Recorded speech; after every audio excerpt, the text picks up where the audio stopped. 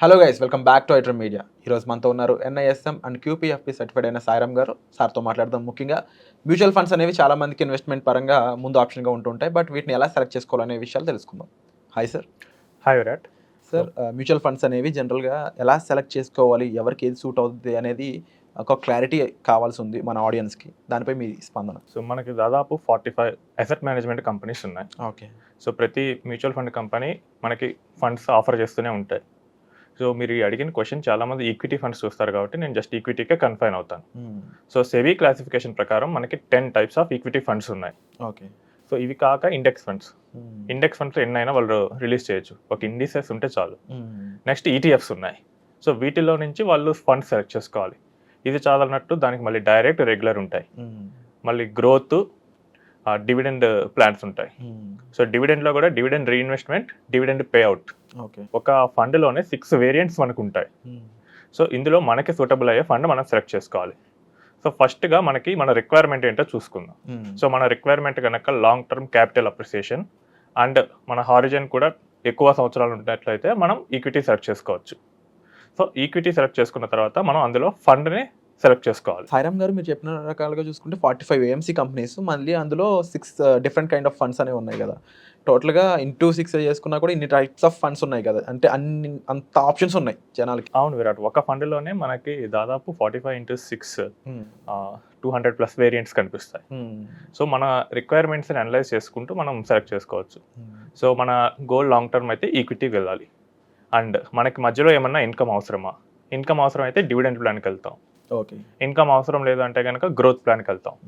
So ఇక్కడ మనకి 6 వేరియంట్స్లో నుంచి ఒక వేరియంట్ని మనం ఐడెంటిఫై చేస్తాం. రిస్క్ తక్కువ ఉండాలి అనుకున్నా కూడా, రిస్క్ తక్కువ ఉండాలంటే కనుక ఈక్విటీకి రారు. సో మనం లాంగ్ టర్మ్ అన్నాం కాబట్టి ఈక్విటీకి వెళ్తాం. ఆ ఈక్విటీలో కూడా లో రిస్క్ ఉండాలంటే large cap funds, very high risk ఉండాలంటే సెక్టారల్ ఫండ్స్. ఓకే. సో మన టైం గోల్ వీటన్నిటిని సెలెక్ట్ చేసుకొని మనం ఫండ్ని ఒక ఫండ్ కేటగిరీని మనం పిక్ చేసుకుంటాం. సో ఇప్పుడు కేటగిరీ పిక్ చేసుకున్న తర్వాత అందులో మళ్ళీ చాలా ఫండ్స్ ఉంటాయి. ఎలాంటి కేటగిరీస్? సో మన కేటగిరీస్ వచ్చేసరికి లార్జ్ క్యాప్ ఉండొచ్చు, mid cap, small cap, multi cap, flexi cap, ELSS funds, thematic funds, sectoral funds. Next ఇండెక్స్లో కూడా ఉన్నాయి, నిఫ్టీ 50, నిఫ్టీ నెక్స్ట్ 50 అని చెప్పేసి. సో మన రిక్వైర్మెంట్ బట్టి మనం ఒక కేటగిరీని ఫిక్స్ చేసుకుంటాం. ఒక కేటగిరీని మనం ఫిక్స్ చేసుకున్న తర్వాత అందులో ఫండ్ ఎలా సెలెక్ట్ చేసుకోవాలి, బెస్ట్ ఫండ్ని ఎలా సెలెక్ట్ చేసుకోవాలి మనం ఇప్పుడు చూద్దాం. కేటగిరీలో నుంచి మనం అట్లీస్ట్ 5 to 10 years ఉన్న ఫండ్ అనే సెలెక్ట్ చేసుకోవాలి. 10 years ఉన్నవి ఎక్కువ లేకపోతే కనుక 5 yearsకి వెళ్ళండి. 10 years ఉంటే కనుక చాలా బెటర్. ఓకే. సో ఇది ఎందుకంటే 10 years హారిజన్లో ఆ ఫండ్ చాలా అప్స్ అండ్ డౌన్స్ చూస్తుంది. సో వాటన్నిటిని దాటుకొని వచ్చిందంటే కనుక ఆ ఫండ్ కొంచెం మంచి ఫండ్ అని అర్థం. Next at least 1000 crores of AUM అది మెయింటైన్ చేయాలి. ఓకే. సో అంటే మనకు కొత్తగా వచ్చిన ఫండ్స్ లేదా అసలు మార్కెట్లో పెద్దగా క్యాప్చర్ చేయని ఫండ్స్ని మనం ఇక్కడ ఎలిమినేట్ చేస్తుంటాం, ఫిల్టర్ చేసేసి. Next risk factors. సో వీటిని కన్సిడర్ చేయాలి. రిస్క్ ఫ్యాక్టర్స్ వచ్చేసరికి నా దగ్గరకు వచ్చిన వాళ్ళు చాలా మంది చెప్తూ ఉంటారు, నేను షార్ప్ రేషియో ఎక్కువ ఉన్న ఫండ్, ట్రెనార్స్ రేషియో ఎక్కువ ఉన్న ఫండ్ని నేను సెలెక్ట్ చేశానని చెప్పి. అసలు ఒక వెల్ డైవర్సిఫైడ్ ఫండ్కి ట్రెనార్స్ రేషియో అనేది అసలు అవసరమే లేదు. సో వెల్ డైవర్సిఫైడ్ పోర్ట్ఫోలియోస్కి ట్రెనార్స్ రేషియో, షార్ప్ రేషియో రెండు ఒకటే. కానీ చాలామంది యూట్యూబ్లో కానీ మనీ కంట్రోల్ ప్రోలో కానీ చూసి ఆ ఫండ్స్లో షార్ప్ రేషియో, ట్రెనార్స్ రేషియో ఎక్కువ ఉన్నాయని సెలెక్ట్ చేస్తామని చెప్తుంటారు. కానీ అదేం అక్కర్లేదు. షార్ప్ రేషియో అట్లీస్ట్ 0.5 ఉన్న ఫండ్స్ సెలెక్ట్ చేసుకోవాలి. అంటే మనం ఒక యూనిట్ ఆఫ్ రిస్క్ తీసుకుంటే ఒక 0.5% ఎక్స్ట్రా రిటర్న్ మనకి జనరేట్ చేస్తున్న ఫండ్స్. నెక్స్ట్ పర్ఫార్మెన్స్ చూస్తాం. 5 yearsలో ఎంత పర్ఫార్మెన్స్, 10 yearsలో ఎంత వచ్చేసింది చూసి ఇందులో కూడా టాప్ బాటంలో ఉన్న 5% ఫండ్స్ని ఎలిమినేట్ చేయాలి. సాయిరామ్ గారు, జనరల్గా కింద ఫండ్స్ వద్దు అన్నారంటే దానికి రీజన్ ఉంటుంది, బట్ టాప్ ఫండ్స్ కూడా మీరు ఇక్కడ వద్దు అంటున్నారు కదా, ఎందుకు తెలుసుకోవచ్చు? మ్యూచువల్ ఫండ్స్లో ఫండ్స్ అనేవి రొటేట్ అవుతూ ఉంటాయి. So winners will rotate here. ఇప్పుడు ఆల్రెడీ ఇది టాప్లో ఉంది. సో దాని అర్థం నెక్స్ట్ కూడా టాప్లో ఉండే ఛాన్సెస్ చాలా తక్కువ ఉంటాయి. సో మన ఇన్వెస్ట్మెంట్ మనం ఫ్యూచర్ కోసం చేస్తాం కాబట్టి ఫ్యూచర్లో టాప్ వెళ్ళే ఫండ్ని మనం సెలెక్ట్ చేసుకోవాలి, ఇప్పుడున్న టాప్ ఫండ్ కాదు.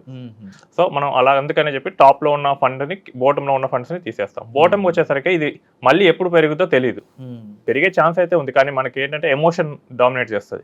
నేను పెట్టిన ఫండ్ పెరగట్లేదు అంటారు కాబట్టి బాటంలో ఉన్న ఫండ్ని కూడా ఎలిమినేట్ చేయమంటున్నాం. ఆ తర్వాత ఎలిమినేట్ చేసిన తర్వాత నెక్స్ట్ రిటర్న్స్లో కూడా large cap, mid cap, small cap ఈ ఫండ్స్లో ఎంత ఉందో చూసుకోవాలి. ఓకే. ఇప్పుడు రిటర్న్స్ నాకు 2 ఫండ్స్ 20% ఇచ్చాయి. అందులో ఫండ్ ఏ అనేది 50% లార్జ్ క్యాప్ ఉంది, ఫండ్ బి అనేది 70% లార్జ్ క్యాప్ ఉంది. సో అప్పుడు మనం లార్జ్ క్యాప్ ఎక్కువ ఉన్న ఫండ్కే వెళ్ళాలి. రిస్క్ తక్కువ ఉంటుంది. రిస్క్ తక్కువ ఉంటుంది అండ్ అవి లార్జ్ క్యాప్స్ కాబట్టి మార్కెట్ లీడర్స్ కాబట్టి అంతగా నెగటివ్ సైడ్ ఎక్కువ పడవు. ఓకే.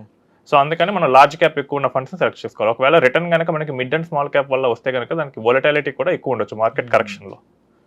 సో ఇది మనం ఇలా ఫిల్టర్ పెట్టేసుకుని అందులో నుంచి ఒక ఫండ్ తెలుసుకోవాలి. సో సాయిరామ్ గారు అంటే ఇంత క్లియర్గా ఇన్ఫర్మేషన్ ఇచ్చారు కదా, మాకు డైరెక్ట్గా ఏదైనా కేటగిరీ ఫండ్ ఏమైనా చూపిస్తారా?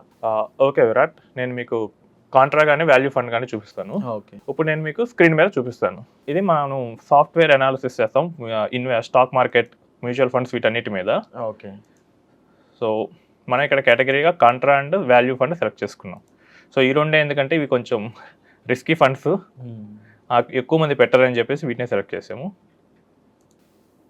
నెక్స్ట్ మినిమం మనం అన్నట్టు 1000 crores సెలెక్ట్ చేశాను. నెక్స్ట్ 5 years ఉంటుంది. సో దాదాపు సగం పైన ఫండ్స్ ఇక్కడికి ఫిల్టర్ అయిపోయాయి. సో నేను ఇందాక చెప్పినట్లు షార్ప్ రేషియో అనేది అట్లీస్ట్ 0.5 ఉన్న ఫండ్స్ని మనం సెలెక్ట్ చేసుకోవాలి.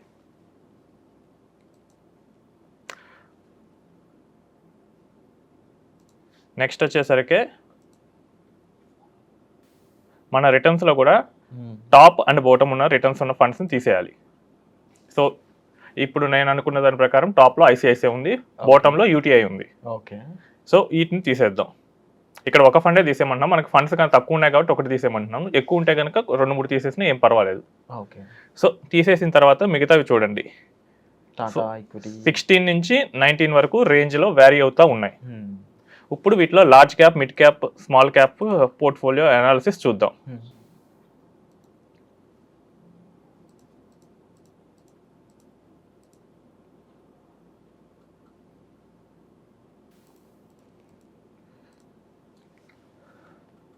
సో మీరు చూసినట్లయితే కనుక మనం టాప్ అండ్ బాటమ్ తీసేస్తే సో నిపాన్ ఫండ్ 56% ఉంది లార్జ్ క్యాప్లో, అండ్ టెంపుల్టన్ ఫండ్ 60% ఉంది.